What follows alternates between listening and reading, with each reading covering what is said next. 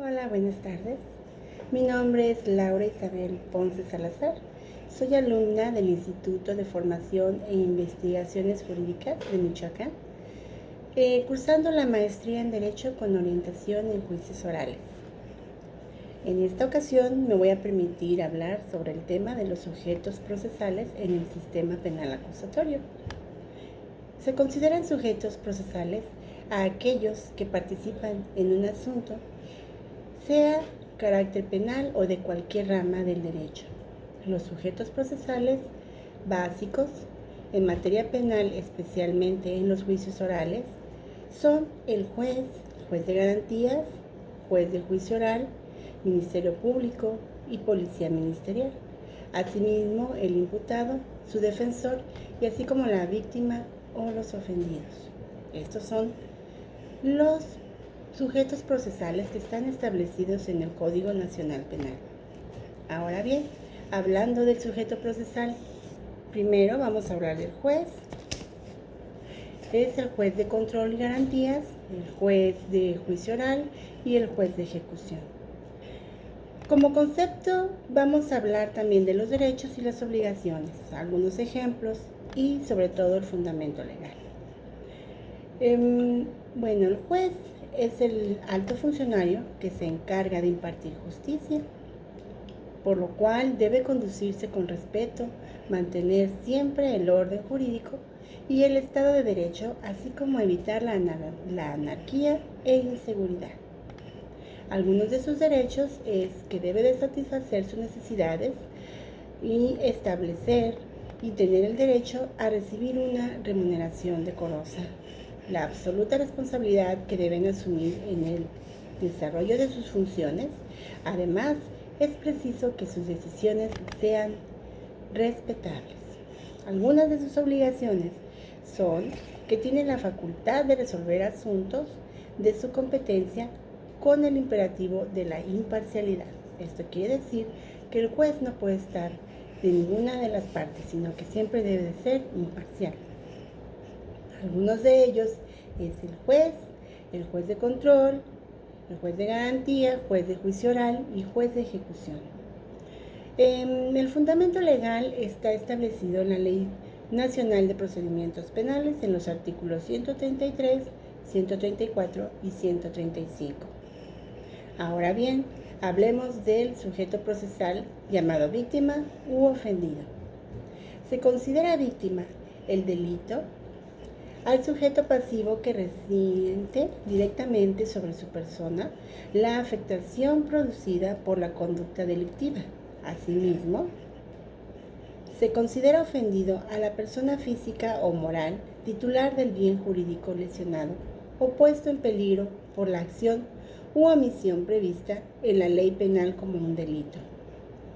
Algunos de los derechos de la víctima o el ofendido es que la víctima tendrá todos los derechos que a su favor le concede la Constitución: derecho a un asesor jurídico, derecho al restablecimiento de la cosa al estado previo. Las obligaciones es tener en cuenta los principios del interés superior del menor, entre algunas otras disposiciones. Ejemplos de esto puede ser que el sujeto pasivo, víctima del delito, persona física o moral titular del bien jurídico lesionado o puesto en peligro por la acción u omisión prevista en la ley como un delito. El fundamento legal está establecido en la Ley Nacional de Procedimientos Penales en el artículo 108. Ahora bien, hablemos del imputado. Se denomina genéricamente imputado a quien sea señalado por el Ministerio Público como un posible autor o partícipe de un hecho que a la ley señale como un delito. El imputado tendrá los siguientes derechos: ser considerado, tratado como inocente hasta que se demuestre lo contrario, a una llamada con sus familiares y su defensor, asimismo a declarar o guardar silencio, a estar asistido por un defensor, a que se le informe el porqué de su detención y el hecho que se le imputa, así como sus derechos que le corresponden, a no ser sometido a actos de violencia o tortura, a solicitar medidas cautelares o modificarlas, tener acceso a los registros de su expediente, a recibir medios pertinentes de prueba, a ser juzgado en audiencia por un tribunal de enjuiciamiento, a tener la defensa adecuada, a tener un traductor o intérprete si así lo requiere, a ser presentado ante el Ministerio Público o ante el juez de control inmediatamente después de ser detenido. Algunas de sus obligaciones también son cuando el imputado tenga a su cuidado menores de edad o personas con discapacidad, tiene la obligación de informarlo para que sean asistidas por la autoridad correspondiente mientras él está en el juicio. Ejemplo, este puede ser el imputado, acusado o sentenciado. El fundamento legal nos establece los artículos 112, 113 y 114. Muy bien, entonces el defensor es otro sujeto procesal. Deberá ser licenciado en Derecho o abogado titulado con cédula profesional. A falta de este, podrá ser designado o nombrado el defensor público que corresponda. Podrá designar nuevo defensor, sin embargo, hasta que en tanto el nuevo defensor no aparezca, deberá continuar apoyando al imputado. Entrevistar al imputado para conocer directamente su versión de los hechos que motivan la investigación. Este puede ser, ejemplo de ellos es el licenciado en Derecho con cédula profesional, un abogado defensor titulado con cédula profesional. La ley establece los artículos 115, 116, 117, 118, 119 hasta el 123 de la Ley Nacional de Procedimientos Penales.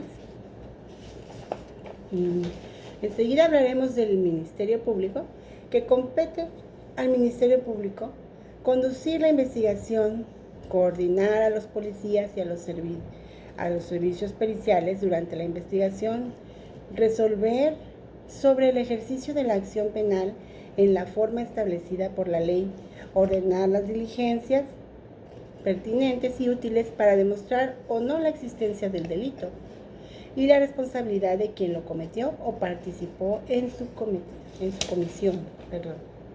Deberá actuar durante todas las etapas y procedimientos en las que intervenga con absoluto apego a lo previsto en la Constitución, en este Código y en las demás legislaciones aplicables. Proporcionar información veraz sobre los hechos. La investigación debe ser objetiva con la debida diligencia.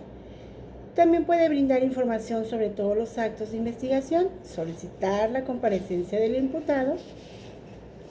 Así es. También algunas de sus obligaciones es vigilar que en toda investigación de los delitos se cumpla estrictamente con los derechos humanos reconocidos. Recibir denuncias o querellas que le presenten en forma oral o escrita o por cualquier medio. Ejercer la conducción y mando de la investigación. Ordenar a la policía y a sus prácticas de los actos de investigación para el esclarecimiento del hecho. También requerir informes, ordenar detenciones y retención de los imputados. Ejemplo de esto es la Fiscalía del Estado, Ministerio Público, la Policía Municipal, entre otros. La Ley Nacional de Procedimientos Penales nos da el fundamento en los artículos 127, 128, 129, 130 y 131. A continuación hablaremos sobre lo que es la policía. La policía actuará bajo la conducción y mando del Ministerio Público en la investigación de los delitos en estricto apego a los principios de legalidad, objetividad, eficiencia, profesionalismo, honradez y respeto a los derechos humanos reconocidos en la Constitución. Dar cumplimiento a las disposiciones que le corresponda, velar por la seguridad de la población.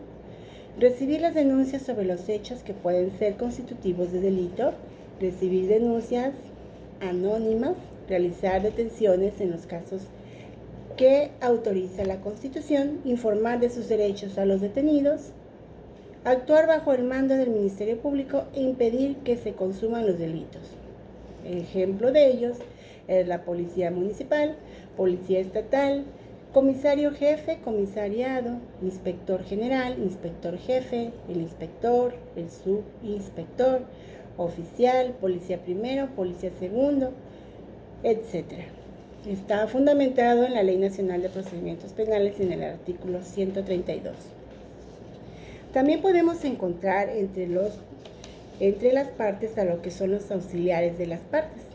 Si las circunstancias del caso, las partes que intervienen en el procedimiento consideran necesaria la asistencia de un consultor en una ciencia, arte o técnica, así lo plantearía el órgano jurisdiccional, el consultor técnico podrá acompañar en las audiencias a la parte con quien colabora para apoyarla técnicamente, ofrecer sus servicios para el esclarecimiento de los hechos, tener los medios necesarios para apoyarse a realizar su trabajo como es debido. El perito actúa bajo 4 principios, que es independencia e imparcialidad, objetividad, veracidad y responsabilidad. Está fundamentado en el artículo 133 de la Ley Nacional de Procedimientos Penales.